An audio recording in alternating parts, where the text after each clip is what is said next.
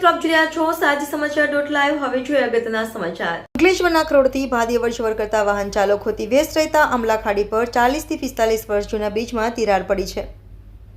આ રસ્તા પરથી મોટો નોકરિયાત વર્ગ તથા માધ્યમિક શાળામાં ઇંગ્લિશ મીડિયમ સ્કૂલના વિદ્યાર્થીઓ, ખેડૂતો, મોટાભાગના નાના મોટા અને ભારદ્વારી વાહન ચાલકો રોજિંદા અવરજવર કરતા રહે છે, જે બ્રિજમાં પુલના પાયા બેસી જતા બે જગ્યાએ તિરાડ પડી છે।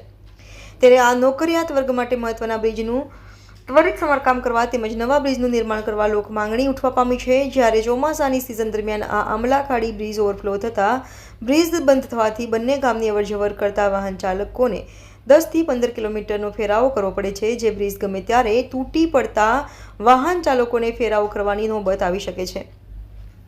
ત્યારે આ બ્રિજ પરથી આવન જાવન કરતા વાહન ચાલકોને સરળતા ખાતર બ્રિજ તૂટી પડવા અગાઉ વૈકલ્પિક વ્યવસ્થા કરવા માંગણી કરવામાં આવી છે। અત્રે ઉલ્લેખનીય છે કે વર્ષો પહેલા ભાદી ગ્રામ પંચાયત દ્વારા બ્રિજને ઊંચો કરવા અને મારું નામ મુનવર યુસુફ સૈયદ છે। હું ભાદી ગામનો રહેવાસી છું।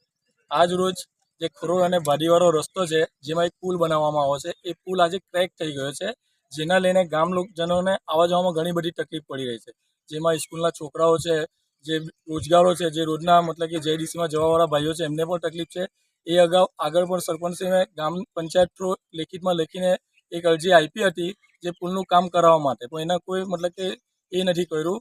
તો આજે પુલ બેસી ગયો છે, તો મારી અપેક્ષા એવી છે પ્રશાસનથી કે ભાઈ એ પુલનું નવું કામ ચાલુ કરવામાં આવે અને જે ચોમાસામાં જ્યારે પાણી ઉપર પુલની ઉપર જાય ત્યારે બંને ગામના સંપર્ક પર તૂટી જાય છે, આવવા જવાનો વ્યવહાર ખોરવાઈ જાય છે।